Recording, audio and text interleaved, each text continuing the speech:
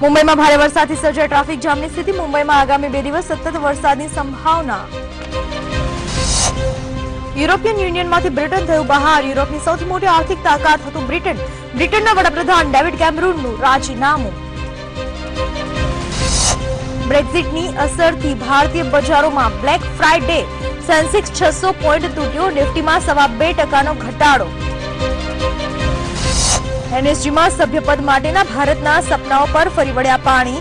ચીન દિવાલ બનતા સભ્યપદ માટે ન થઈ ચર્ચા. બ્રિટનની જેમ સંપૂર્ણ રાજ્યની માંગ સાથે જનમત સંગ્રહ કરાવવા માંગે છે કેજરીવાલ. ટ્વીટ કરીને આપી માહિતી. જમ્મુ કાશ્મીરના કુપવાડામાં સેના અને આતંકીઓ વચ્ચે ઘર્ષણ. 6 આતંકવાદીઓ ઠાર. એક સપ્તાહમાં ચોથી વખત થયો ઘૂસણખોરીનો પ્રયાસ.